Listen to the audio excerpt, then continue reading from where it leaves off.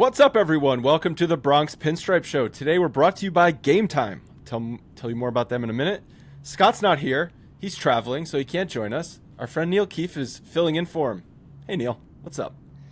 Not much, Andrew. How's it going today? Good. So everyone knows, because we always talk about the text chain that we have with us plus Scott and Frank. So I feel like more than ever this season, you and I talk about Yankees baseball. In the past, we would do a podcast and it'd be like, well, I haven't talked to him in 2 months. I wonder what his thoughts are, even though I pretty much knew what your thoughts were. Now I get your thoughts every day. Yeah, and we usually get them early because we both have small kids, so we're usually like at 6:50 in the morning talking about whatever's going on. Yeah, it's like the caffeine hits from the coffee, and I'm like, all right, let me fire off 45 takes. Yeah. So you pumped up for the gigantic acquisitions of Ryan McMahon and McMahon Rosario? I was like a week ago, if you asked me, I would have said to just not make a move for Suarez or McMahon because I felt like Hal Steinbrenner wasn't going to pay down the salary owed to McMahon. He'd attach like good prospects to them like they kind of did when they traded for Rizzo and Gallo 4 years ago. So I was of the mindset like it's not worth going after him because of that. But if you had told me that they were willing to eat the entire salary, which is essentially double his salary because of the luxury tax, then yeah, you got to go get someone who's actually a capable major leaguer. Whether or not he's been a good hitter throughout his career or not, he's still awesome defensively, and he's much better than anything they're putting out there. Not that the bar's been set very high there. So I was, if you had told me they're going to eat the money and they're going to pay double with the tax, then yes, do it because they didn't give up anything of value. Similar to Rosario, I mean, he's fine, but he's a move they could have made in the winter. Like, he was out there until mid-January for anyone to have for just money, and they didn't make that move then. The Dodgers traded for him last year at the same time and then ended up DFAing him 2 weeks later. So I would think that the Dodgers know what they're doing much more than the Yankees do. So, that worries you a little bit. But, yeah, I mean, the bar that Cashman has set for this team is at the floor. So people are excited about McMahon. They're excited about Rosario because they've been in the league a while, because they're not just complete zeros or negatives offensively and defensively. So I think people are excited, but you're only excited because you've been fooled into thinking that this is like some huge upgrade because the team sucks so bad. The roster was constructed so poorly that everyone's been fooled into thinking this is awesome. Yeah, well, obviously there's also the elephant of the room of the Judge injury, which kind of just puts like a wet blanket all over everything. So putting that to the side, because I do want to talk about the trades, because I agree with you. They needed to acquire a third baseman. I wanted Suarez, and I understood the price was going to be high for him, and I know his defense sucks, but he has like almost a 900 OPS this year. So it's like at least that would, in theory, actually make an impact on the lineup. Ryan McMahon does not make an impact on this lineup. Is he better for all those reasons that you said than Peraza and whoever else they were playing at third base? Of course he is. He's a competent major league player. He's good defensively, and he's roughly a league average hitter. That doesn't move the needle a whole hell of a lot as far as really upgrading the lineup, but it was kind of like the bare minimum they needed to do was just acquire a competent player at third base, because they have been now on, this is year 3 basically, of nobody at third base other than the second half of last year with Jazz. Yeah, it's actually, I was thinking about this the other day. It's so much even longer than that, because you had Oswaldo Cabrera playing over there this year, but like he wasn't ever going to be the long-term answer. You had Donaldson before that, Urshela, Andujar. So it's been a long time since they've had someone over there. Like the last real third baseman was Chase Headley, and like no one liked him at all. So you're going back, Right. 8-9 years now. And he was, traded to the Yankees more than a decade ago. So they've just like kind of abandoned caring about that position. Similar to what they've done for left field for a long time, really until this year when they've given Dominguez a chance to play out of position in left field. So everyone's excited because they finally have someone over there who's going to field the ball every once in a while, run into one and hit one out of the short porch. He had a nice, obviously, debut weekend. Huge hit. Hitting a lefty. He got a big hit yesterday with the double. So, it was a good start for him, and maybe the whole putting on the pinstripes thing will change him in the way that it did LeMahieu. I know there's been a lot of comparisons about the hitter LeMahieu was in his career as a Rocky at Coors Field, and then what he became as a Yankee. So maybe they can untap something. I don't trust the Yankees to do that, but DJ won a batting title with Colorado. Yeah, but he still was like sub 100 OPS plus and all that. So it's I mean, it's whatever. He'll make every play. The routine plays won't be a problem, and he made some awesome plays this weekend, and that's what you can expect. So and now he's under control for the next couple of years too, and so I guess that's good. You have a third baseman, you don't have to worry about that position in the winter. It just seems like they didn't worry really about anything in the winter. They pivoted away from Soto, and yes, they got free. They traded for Bellinger. They signed Goldschmidt, and they traded for Williams. But you still didn't field a complete roster for more than 2/3 of the season here, and just making minor upgrades at the deadline isn't good enough. That's what you're supposed to do when you have a complete team and you're looking to optimize on the fringes. They need to get a third baseman. Now they need to get a starter. Now they need to get 4 relievers. I mean, the next 3 days, they have a lot to do if they want to even make the playoffs at this point. Yeah, it is amazing when you think about the positions that have just been neglected. To your point, third base and left field are 2 positions that basically for the entire 2020s have just been ignored. And it's not like they're not spending money. They're still top 3 spending teams in the league, and there's just 2 out of the 9 positions have just been completely ignored. I'm not saying they haven't tried to make moves. Donaldson was an effort. It was the wrong effort. It was an expensive shot in the dark, I guess, but it completely failed. And then my favorite was when when Oswaldo Cabrera went down this year, which was a horrific injury. My favorite was when I think Michael Kay said, well, there goes the Yankees third base. I'm like, he was not the Yankees third baseman. He was just best player. He was just the best option on the active roster. He was never going to be the long term. I mean, they've had 4 years. This was his 4th year with the team. They've had ample opportunities to make him a starting position player, and they never have. So he was just starting at third base the same way he was starting at shortstop in the playoffs 3 years ago, because he was the best option at the time. Yes, he was never going to be a long-term answer. So everyone has been fooled into thinking that the Yankees have to max out at $300 million, that the roster you get is as good as they can make it. And then when they make these upgrades, people are so excited because they've just been watching garbage for the whole season. And even Michael Kay, he's of that mindset too. Oh, Ryan McMahon, this. Yeah, Ryan McMahon, he's a good player. But it's only because we've been watching Peraza and Vivas over there for the last 4 months. Right. Yeah. It was that's the Yankees have a giant hole because of Oswaldo Cabrera. They had a giant hole there before. Yeah, they had one. I guess it was slightly less of a hole with Oswaldo Cabrera versus Oswald Peraza and Vivas, like you said. But yeah. So, I mean, the move, because they gave up nobody and they just acquired the salary, is a fine move, and it is an upgrade. Do you think they're going to be platooning, though? Because Rosario hits lefties, McMahon hits righties, so it's did they acquire these 2 players to be a bit of a platoon over at third base? And I'm sure Rosario will get time elsewhere in the infield, but I mean, I'll believe it when I see it when Volpe actually sits. So. Well, he's never going to. I mean, we know that he's never going to sit. Not for Rosario, not for anyone. I think the platoon's going to happen in the outfield. I think you're going to get Dominguez against righties, and you're going to get Rosario against lefties, because they're at this point in the season where it's there's not much time left.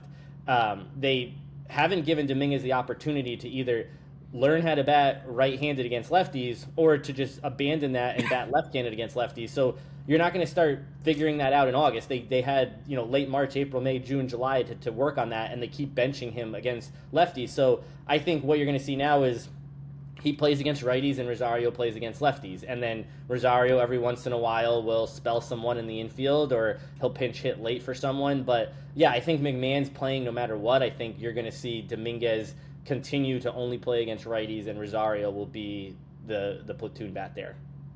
Yeah, this is something we were talking about yesterday in the text group, where it's the Yankees view matchups. It's instead of acquiring just a player that you can play every day, no matter the matchup, we acquire these players maybe that are undervalued or whatever it is because they have a good matchup against lefties or against righties or against a specific thing, and they try and hit the lottery every single day with the lineup. That's why you see every day, different guys in the lineup, Right. different order of the lineup. And yeah, I guess on paper that works. I'm sure on a computer model that works, where it says like, well, this guy has an 880 OPS against lefties, so you play him, you're going to get XYZ production over the course of the season. That goes out the window when you're dealing with human beings who like just don't respond well to playing today, not playing tomorrow, hitting leadoff today, hitting seventh tomorrow. It's like there's other factors here that for 150 years of baseball have impacted players, and it just seems like the Yankees are like, no, that's fake. That's fake. We're just gonna follow these algorithms and we're gonna nail it every single time. Yeah, and I thought that Juan Soto, his arrival last year, changed that, because if you go back to the Braves of 23 and even last year before Acuna got hurt, they played the same like top six every single day in the same order. And that was the year before Soto came, and then Soto came, and we saw every day, like, you had the same. It took them a while to put Glaber in the leadoff spot and keep him there, but once he was there, it was always Glaber, Soto, Judge. After that, like, it was the same guys every day, and guys in the Yankees who had been getting like crazy personal days, scheduled days off, unnecessary rest, weren't getting that anymore. And that was kind of because Soto played every day and always wanted to play every day, and that, I feel like that changed the mindset of Judge, and it changed the makeup of the team. Like, last year was the only year under Boone where like you knew the same guys were playing at least the top 2/3 of the lineup every single day in the same spot. Now that's going out the window this year. Judge hits second, he hits third, Bellinger hits second, he hits third, Goldschmidt's leadoff, he's fifth, he's fourth. It's a mess. Like that didn't used to be the case. I mean, if you go back to Yankees teams, like, you don't even have to cite the late 90s, early 2000s. You could even go more recent than that. That wasn't the case. There wasn't these crazy shifts in lineups every day, righty lefty and such. And the Yankees' obsession with alternating righty lefty throughout the lineup to create lanes for seventh and eighth inning matchups that you don't know if they'll even happen or when they'll happen, how many outs, what the opposing manager will do. Like, worry about what's going on at the beginning of the game and not what's going to happen later in the game. And they're so obsessed with that, and it's annoying. Like, every single day it's a different lineup, whether it's different personnel actually in the lineup or where they're hitting. It's like almost unpredictable. Yeah, and also when you're dealing with players who just frankly aren't as good as guys like Soto and Judge. I mean, no one's as good as Soto and Judge, but right. When you're relying on Ben Rice and Trent Grisham to get meaningful playing time and hit at the top of the order, it's like, yes, those guys have been more than anyone expected. That doesn't make them worthy of hitting 1, 2, and 3 in the Yankees batting order basically every single day. Like, right. Can't we just acknowledge, like, Trent Grisham has been great? He should be the fourth outfielder. Like, you want to get him some regular-ish playing time, fine. He can come in for defense, but the obsession with hitting him second against lefties because you had to have Goldschmidt leading off, who has done jack shit since April, and then that bumped Judge down, which meant potentially getting one fewer plate appearance. It was just nonsense. It was just infuriating.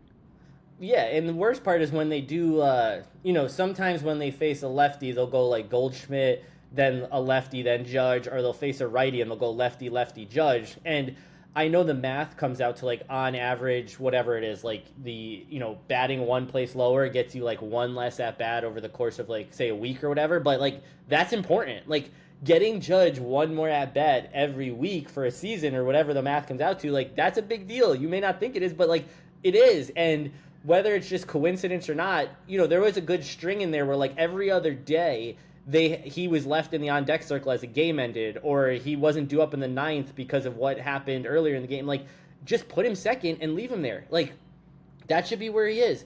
Or put him first, actually, is what I've wanted, but I know people are like, oh, why would you have him come up once with no one on? Because he gets on base 50% of the time. Like, he might hit one out and give you a 1-0 lead, or he might get walked and now you have a guy on. Like, it's just crazy that you would ever bat him lower than second, especially in this lineup where there's so much inconsistency and just not good enough hitters that you can't trust anyone to get on before him outside of like Bellinger, and that wasn't the case until like the middle of May. So I don't know. We're just speaking to the void because it's never going to change, and that's just the way it goes. And now with Judge out for 10 days. It's obviously comes at like the worst possible time with the trade deadline. Not that they were ever going to be sellers, but He's going to try and come back in DH. And so do you think if there was news like he was done for the season, because that was, potential speculation, like, oh, if he needs Tommy John surgery, because flexor strain is like one step away from UCL and Tommy John surgery. You get surgery. a flexor strain and then you tear your ACL. I mean UCL. Sorry. So, like, yes, they found no UCL damage. That's good news. That doesn't mean like he's free and clear out of the woods. Like, we're still playing with fire here. But if it was UCL damage and he needed Tommy John surgery season ending, do you think that would impact how they act at this deadline? No, because 2 years ago when he missed, the majority of the year after smashing his toe at Dodger Stadium, they still didn't sell at the deadline. And they were, they didn't hold the first wild card spot like they do now. They were barely clinging to life, even though they really had nothing to cling to. They acted like they did, but they didn't sell then, so they weren't going to sell now. The only time they ever sold was, back in 2016 when they sold everything they had because they were 500 or one game over, and there wasn't a 6-team format back then. So yeah, they weren't going to sell no matter what, even if he needed it, because they just won't do that. That's just not the way they operate. So I don't think there's. I guess my question though, like a bad time. I don't think there's ever a good time for him to get hurt because the rest of the team is just so mediocre offensively. That's also a problem. Is like one guy, like whether it's arguably the best right-handed bat of all time or not, getting hurt. One guy shouldn't be like, that's our season because one guy on a baseball team got hurt. Like, this isn't the sport where that should take place, but that's kind of how it goes. Like, that's how important he is to this team, that him being out for the next 2 weeks, like, this thing could spiral really quickly. Yeah, and also look at the fact that he's hitting like 240 for the past 6 weeks, basically since the middle of June, potentially due to his elbow issue. He's kind of been not a non-factor because he's still getting on base a lot, and even his down month is still better than fucking 80% of the league. But he wasn't the 400 hitter that was completely carrying the lineup for the first month and a half of the season. Right. Yeah, and they keep showing that, and the lineup has struggled, and the Yankees in that span, it's no coincidence because like you always point out that day, whatever the date in June he sat in Kansas City, like since then he's basically been bad. Since that time, the Yankees have the second worst record in Major League Baseball. Yeah, so that's not a coincidence. Did he sit in Kansas City because he said my elbow hurts, and like. They show that clip of Toronto last week where he throws the ball in and then he winces and makes that face. I highly doubt that was the first time he felt whatever he felt. Like, that would be very odd. It's not like it was his 100th pitch of a game throwing 100 miles an hour. He like made one throw, then grabbed his, had a look. And so this may have been a thing that's been going on. Maybe that's why he sat in Kansas City. Maybe that's why he's not been himself for so long, or maybe it did happen in Toronto. But to hear Boone after Toronto say like, oh, he's not going to DH, this is a one-off thing, and then for him to immediately have a flexor strain is just so perfectly Yankees that it's ridiculous.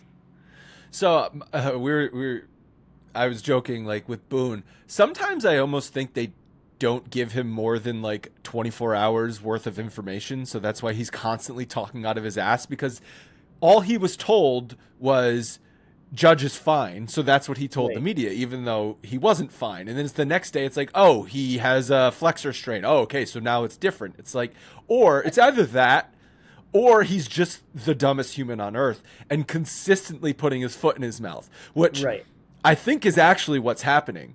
But it's so mind-blowing. I think it's more the latter, but like, he sat down after when Judge comes out of the lineup and he doesn't play, and then, he meets with the media, he sits down. You would think that the first thing, like before a question is asked, he would be like, hey, just want we got some, Judge is out today. He's had some elbow problems. He got sent for tests. But he just sits down and then, they call on the first person and he looks at them and they ask a question about Judge. And it's like, he's like, oh, I can't, like in his head, he's like, I can't believe they asked about it's almost like they try to get by it like very sneaky. Was Meredith not the first layup question? Just, hey, Boone, what did you think about today's game? Yeah.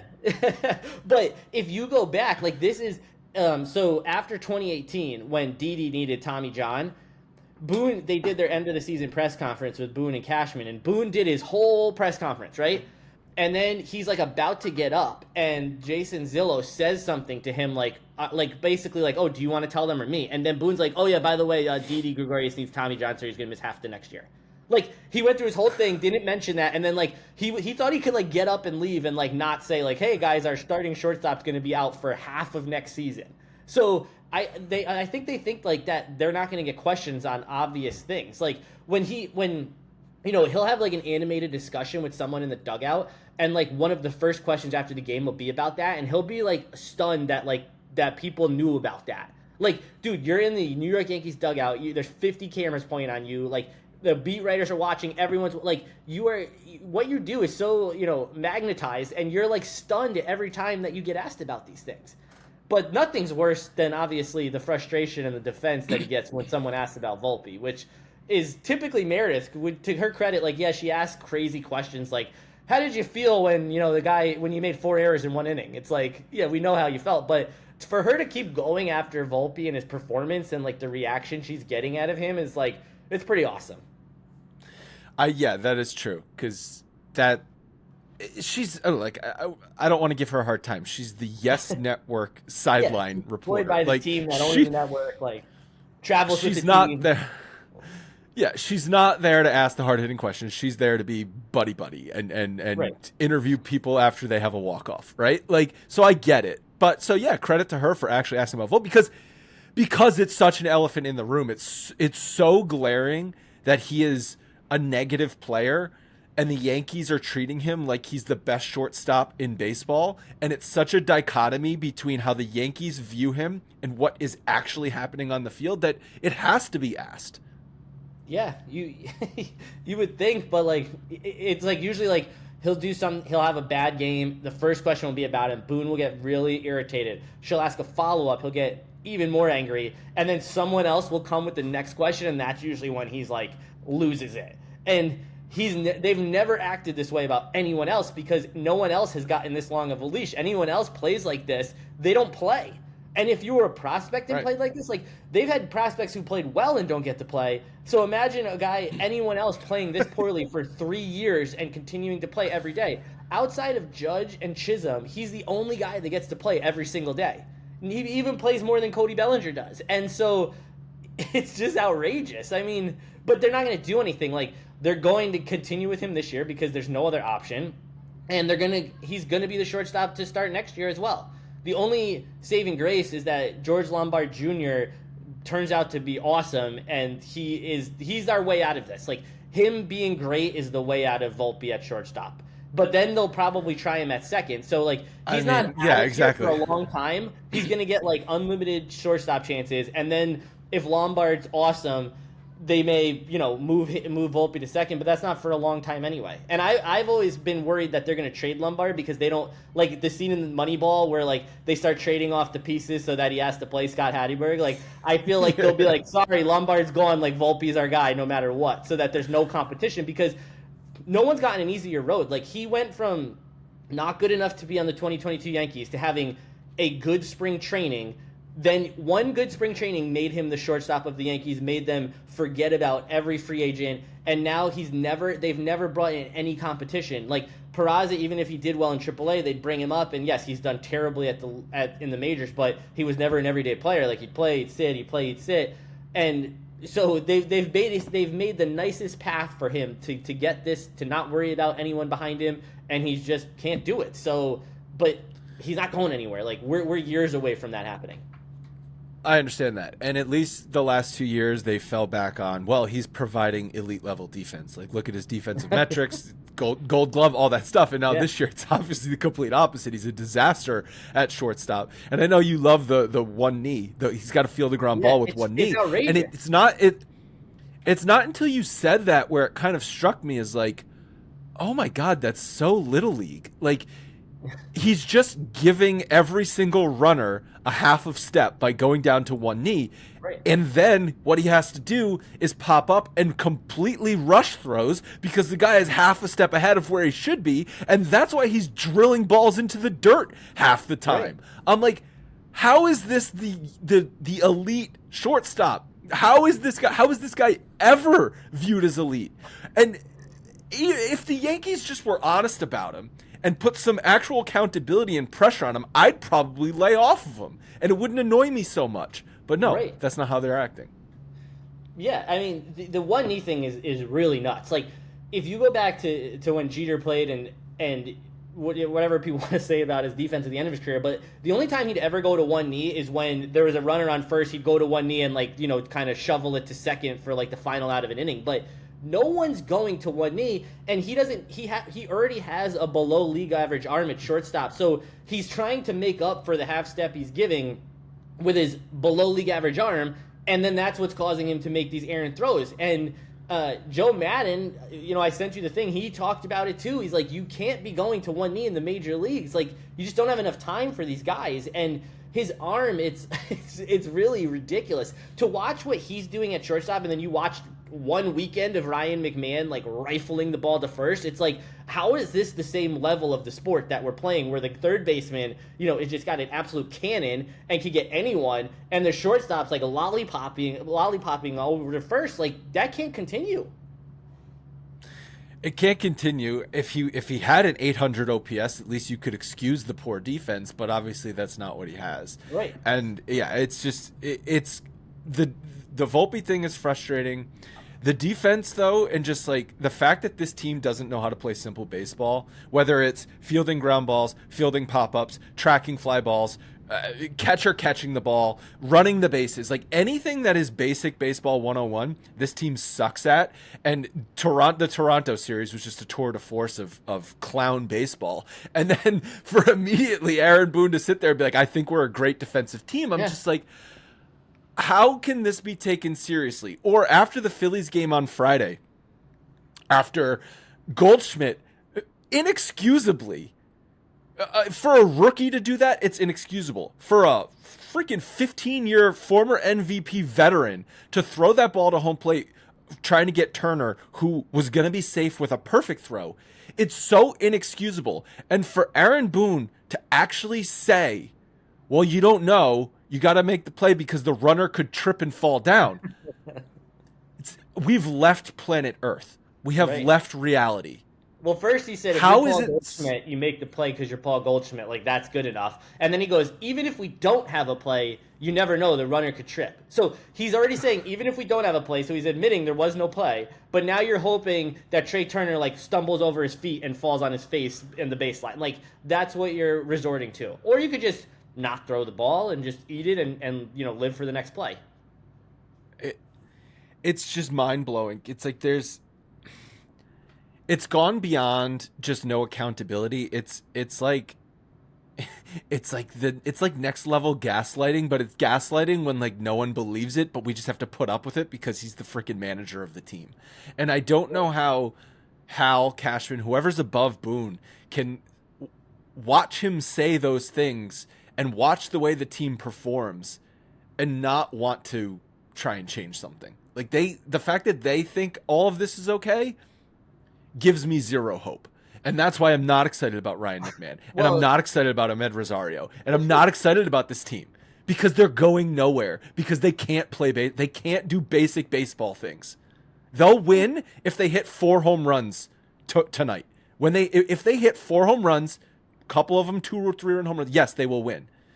Anytime they go up against a team that's semi-equal talent level, the Yankees will puke on their shoes and lose the game. The other team just has to not puke on themselves, and they will win the game. Right.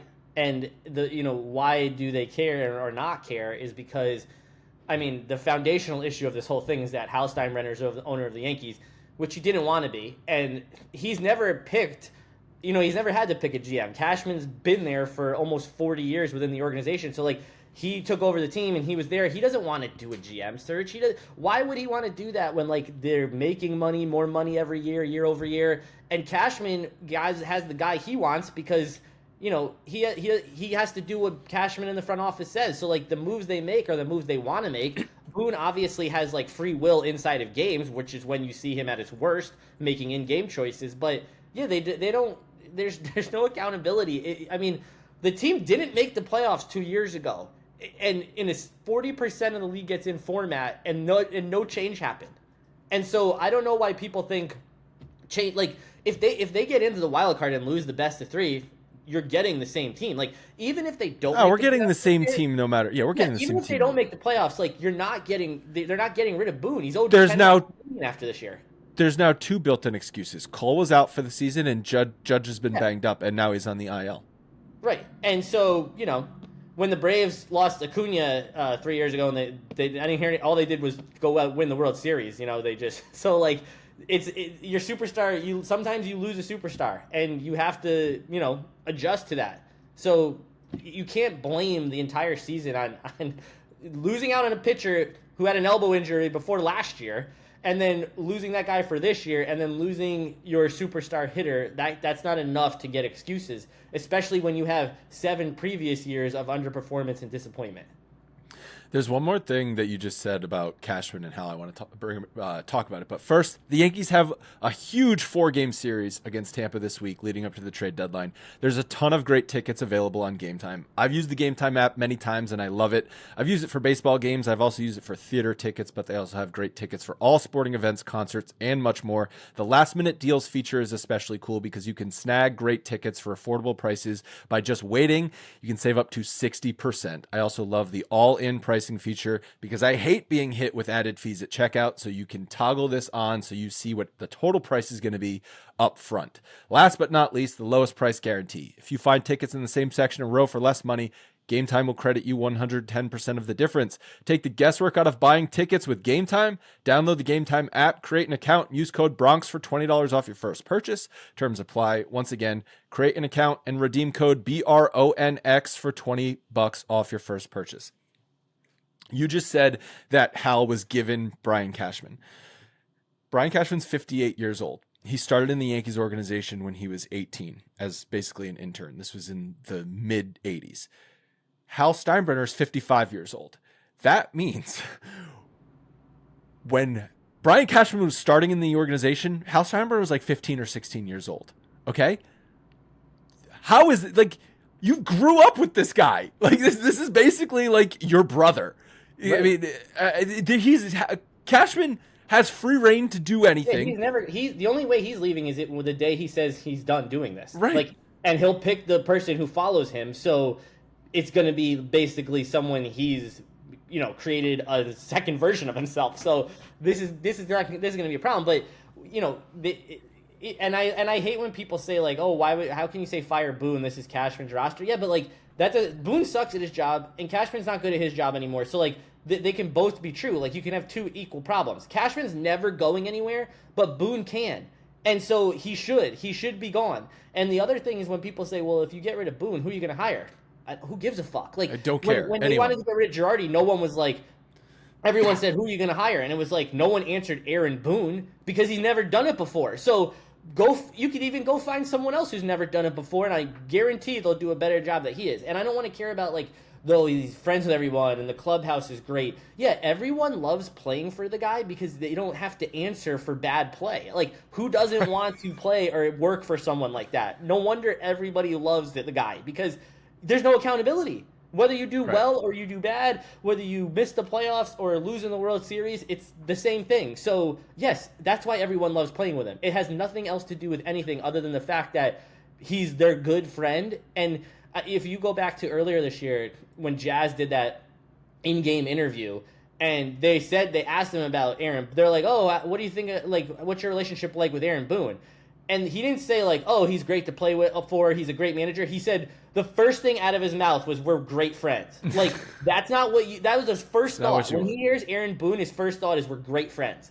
That should not be the case. Should not be the case. And yes, you're absolutely right. Like, there's way more problems with this team than Aaron Boone. The roster is not good. The roster, I think, is it has pieces. It has some talented pieces, but collectively, I believe the sum of its parts are less than. How does that phrase go? The sum of the parts is less than whatever. You know what I'm trying to say, right? Where you add up all the pieces and it's less than the sum of its parts. That's what I'm trying to say, right? There's talented players on this roster, but collectively it just doesn't freaking fit together, right? It's like mixing oil and water in a lot of places. Firing Boone is not going to fix all of those problems. It's a start, though, and it's also low-hanging fruit. Every year teams fire managers. This year, we've seen a couple of teams fire managers and actually start to play better. Actually wake the hell up and be like, "Oh, right. Like we're all put on notice." Or maybe there's actually something wrong in that clubhouse that the guys don't realize is a problem, but actually is stemming from Boone and his coaching staff. Because I look at how much they were embarrassed in the World Series and then literally embarrassed for the weeks after the World Series, just mocked by the Dodgers for having no fundamentals and being like, yeah, we just knew that if we just played fundamental baseball, the Yankees wouldn't and we would win. I don't know how you could have been embarrassed on that level and not worked to change things. And they didn't. And I have to point to Boone and his coaching staff as the main culprit there, because they're not emphasizing important things that are fixable and that all Major League Baseball players should be able to do. So yes, that is an easy thing to do. They need to do more things, but it can start with firing the manager. Right. And the saying is the whole is greater than the sum of its parts for you. Right, but this team, the whole is less. The whole is less than the sum of its parts. Yeah, and you know, with Boone, you know, he's never going, like, we were kidding right before the All-Star break, like, what if they lose the last 6 games of the All-Star break? Like, is he going to get fired? No, he's not going to get fired. Cashman's never fired a manager in season. He never fired a coach in season until 2 years ago when they blamed the season on the hitting coach at the All-Star break and hired Sean Casey, who now... Has Sean Casey got a new contract yet?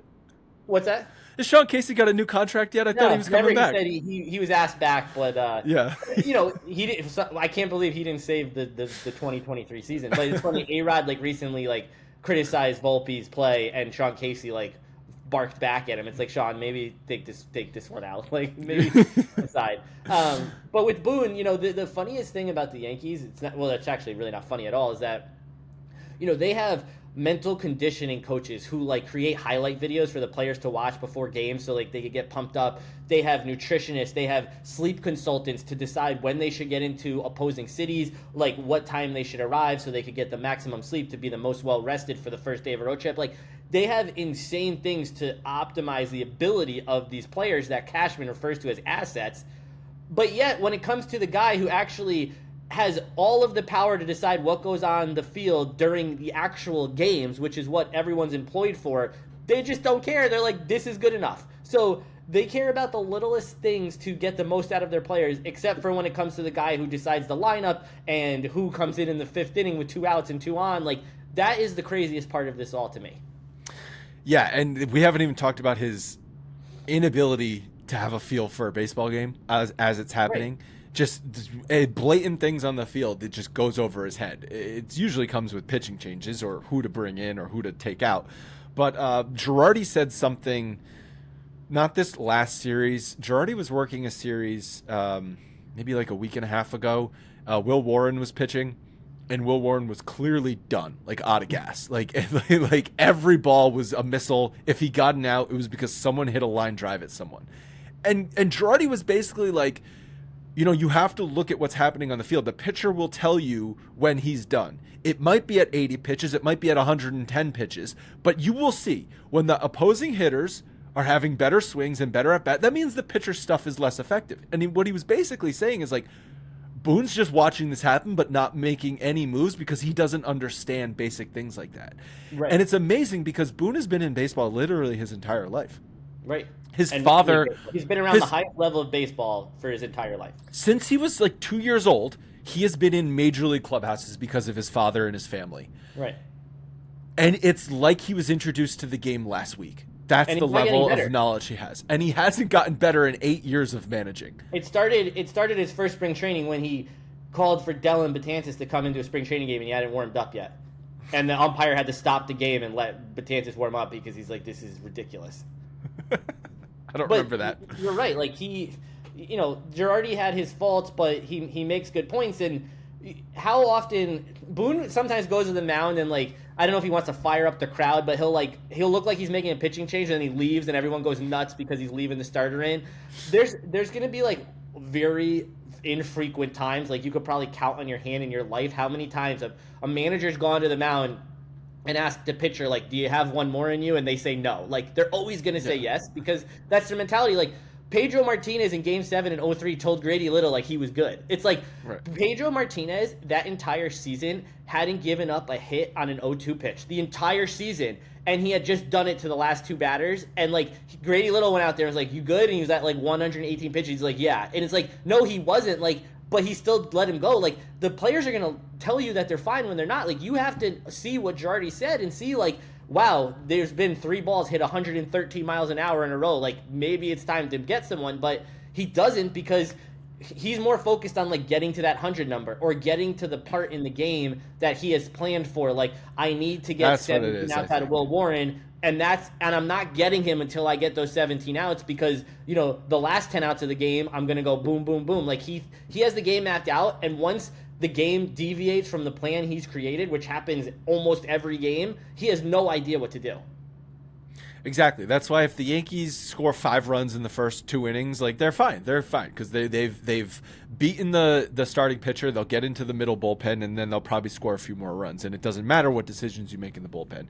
Any close game. Oh, I mean, yesterday was kind of the exception to the rule. Like he used Weaver before he used Hill, which never happened. Never happens. That tells you that he's like, you know, we're in a bad spot. He starts to manage like he should all year when shit's like gonna get real and like they're at the point now where they're barely holding on to a playoff spot, and now you're gonna see like real decisions being made. Like, yeah, Luke Weaver shouldn't have a set inning. He should come into the game at the game's biggest point once the starter's out.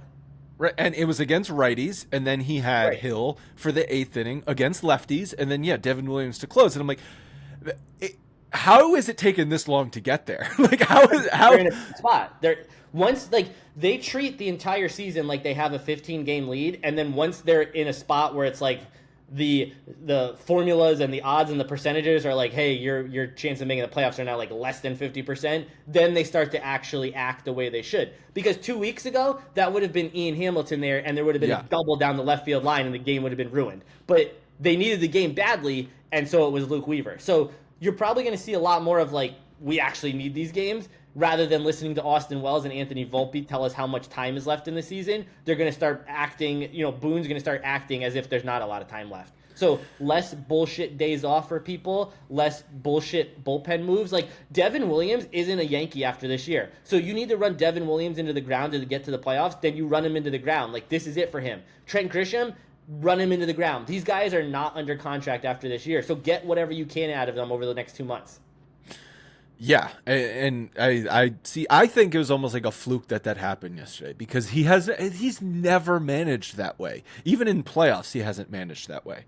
No, like when he brings Clark Schmidt into Game 1 of the ALCS 3 years ago, like that's your first guy out in a tie game of Game 1 of the ALCS. Like, yeah, he never manages with urgency because he trusts, like when he says like I trust this guy, like he really does. He thinks that Ian Hamilton can go in and get the 2, 3, 4 hitters of the Blue Jays out. Like he believes that. So he's an idiot for believing that, but it's because he doesn't want to rock a relationship. Like he'll leave a pitcher in because he doesn't want like Carlos Rodon to be mad at him, so he'll let him try to get an extra out. Like that's the problem. He doesn't manage to win. He manages for relationships, and if they do happen to win, it's like a nice little bonus on top of it.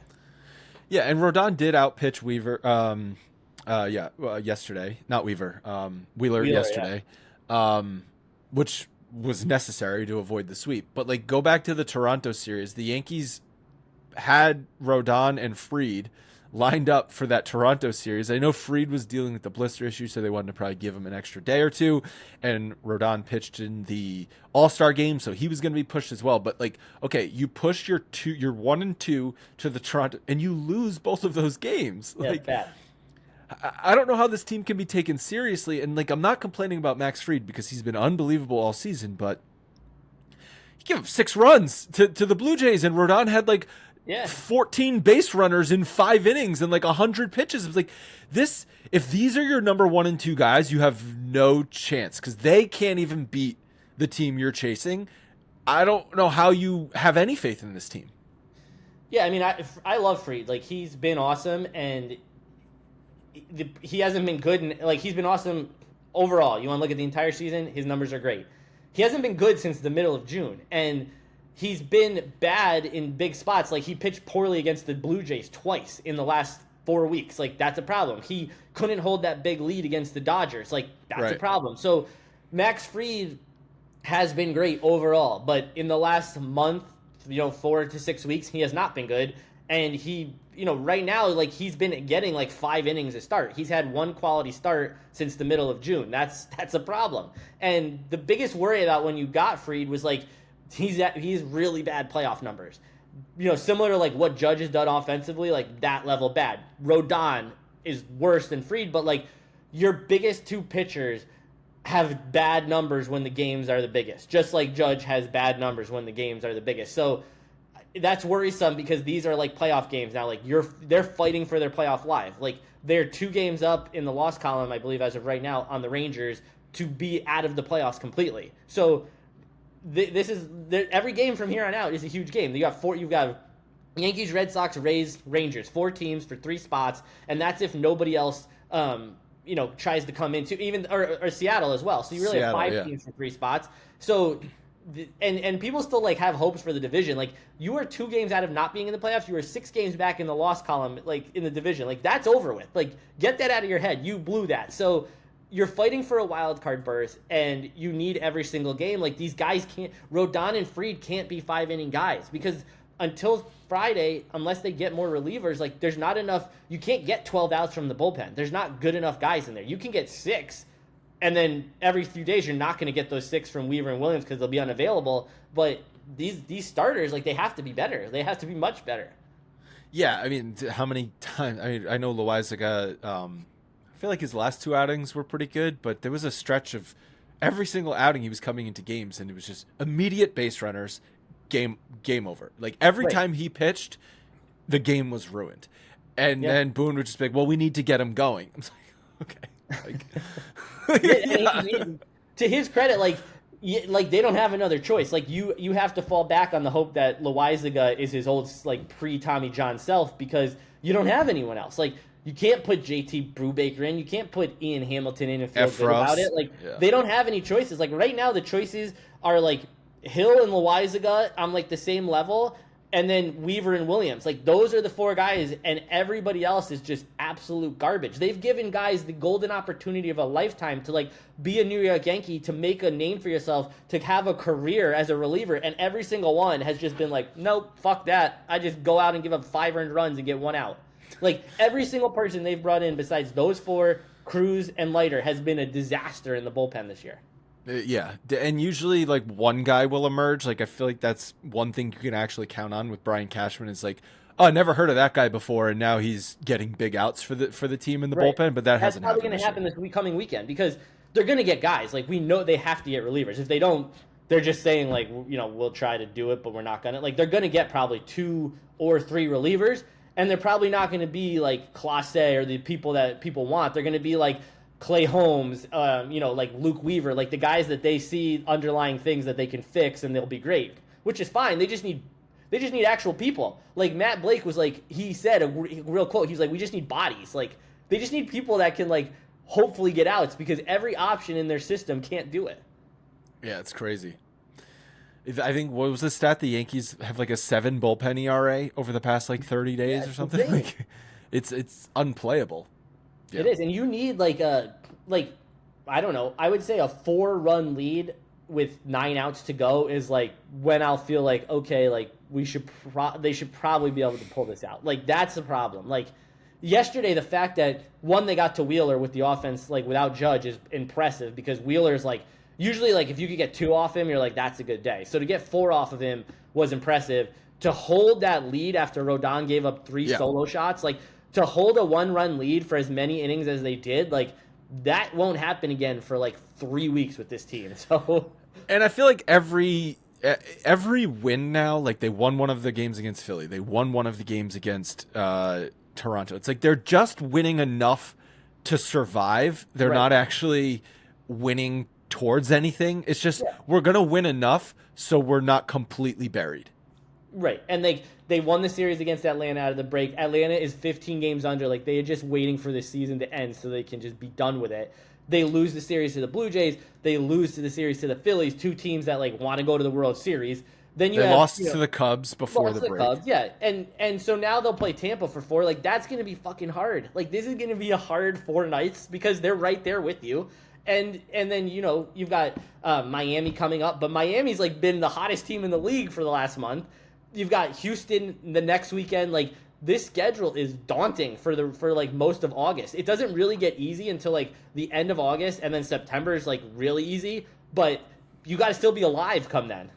Right, and Judge out for these big games obviously is killer. But then when he comes back, what's he gonna be? He's gonna be DHing. They didn't say how long he's gonna be DHing, if it's just like to start or whatever. But now you got Stanton in the outfield. Exactly. So it's like, okay, so Judge is DHing. That makes what is Stanton like? Is he actually gonna play the outfield? Right field, yeah. Is he actually? Because is it now 3 years since he's played the outfield?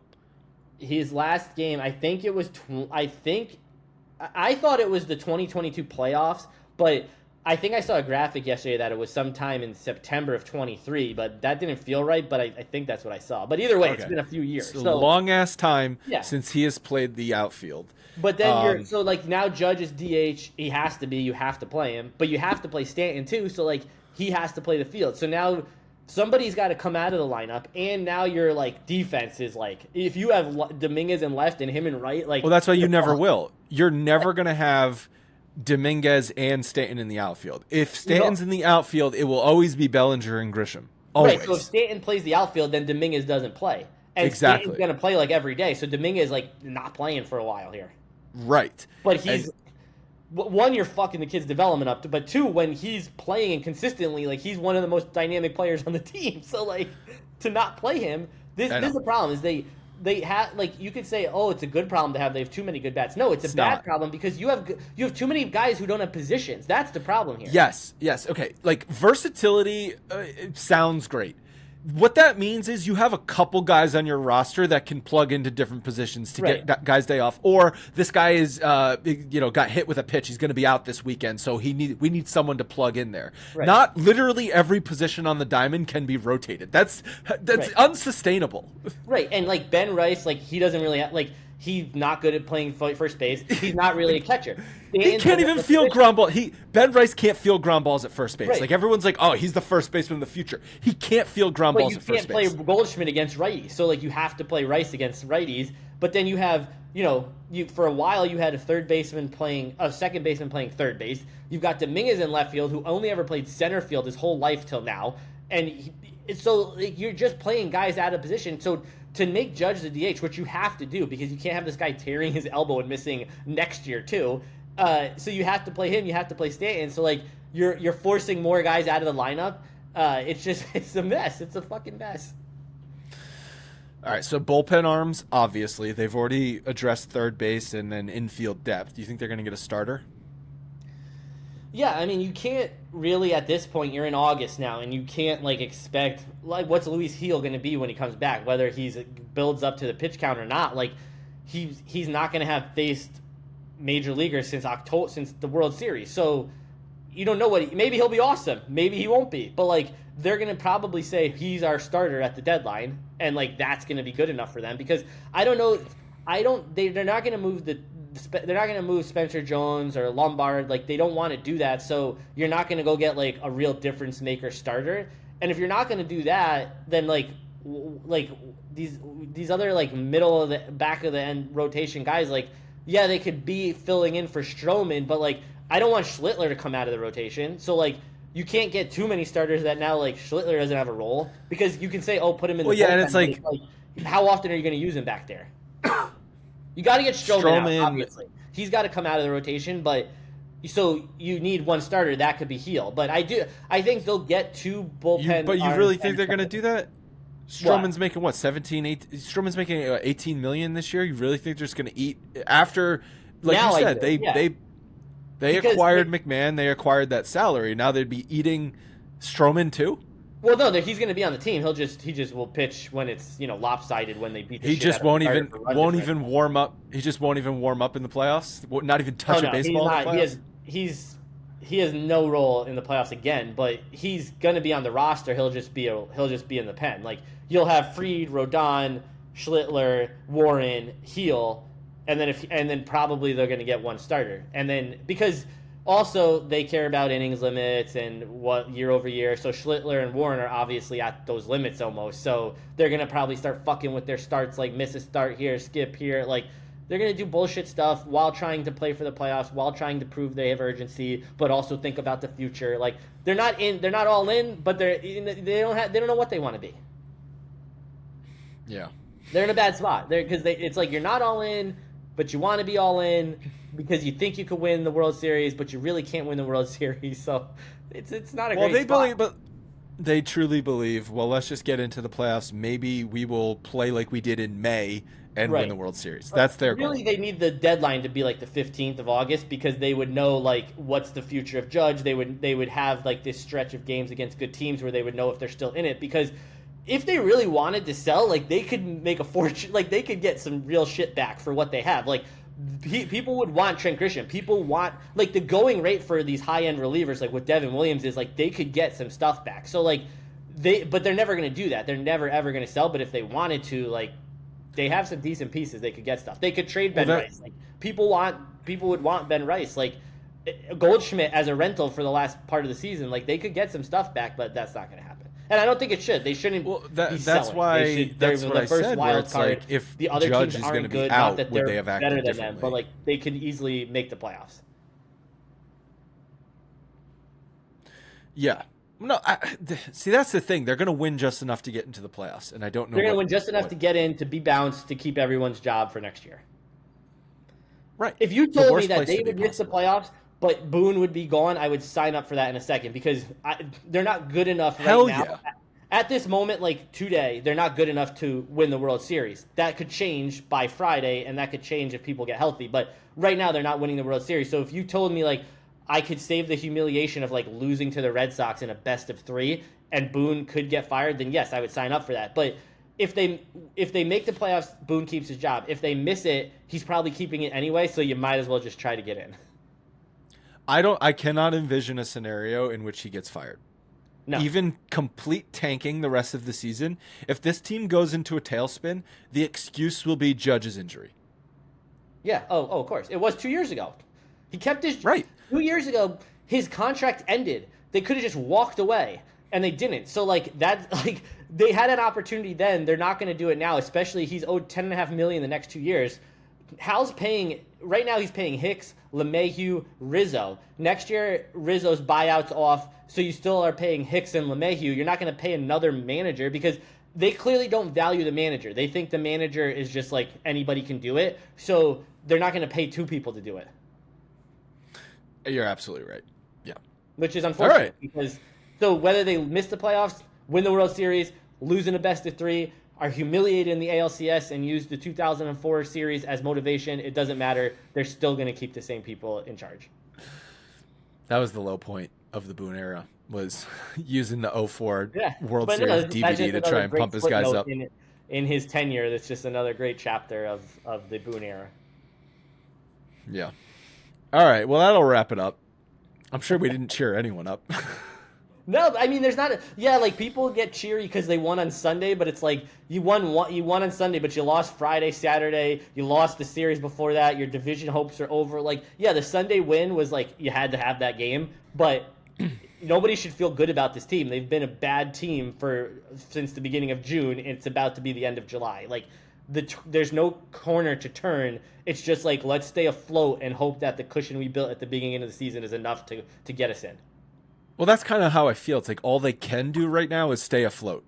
And so don't get buried over the next 10 days. Right. Like, I don't think they will. They're not going to go rip off 10 in a row and like be a guaranteed lock for the playoffs. Like, they don't have that in them. They don't have a bullpen that's good enough to leads. The starters aren't good enough. The offensive isn't consistent enough. Like, they're not going to do that. So they're going to have to do what they're doing, like win a series, lose a series, but just make sure you're winning the right series and losing the right series.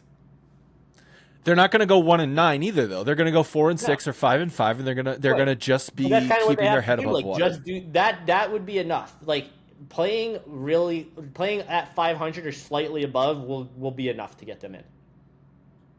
Right. And that's what they're going to try to do. And then when they get in, it's a crapshoot anyway, so it doesn't really matter. Exactly. Just roll the dice. It's just a crapshoot. The Dodgers will be in the World Series again for like the fucking 8th time in 10 years, and the Astros made 7 ALCSs in a row, but it's just a roll of the dice, all luck once you're in. It's just lucky. All those errors were bad luck. Yeah, his official scorer didn't like him. It was just bad luck. What did Boone say?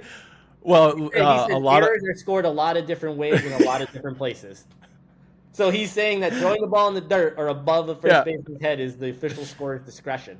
It's like, no, Boone, I watched Paul Goldschmidt throw that ball to the backstop. I watched that happen. I watched Anthony Volpe take 3 steps back into the outfield grass to field a ground ball and then rush a below league average arm throw across. A shortstop should be able to try and get the best hop, Neil. Right, that's what he did tell us that. He that's what he said. The freedom. He said the freedom to get the hop that he wants. Like that's how you should play shortstop in the majors.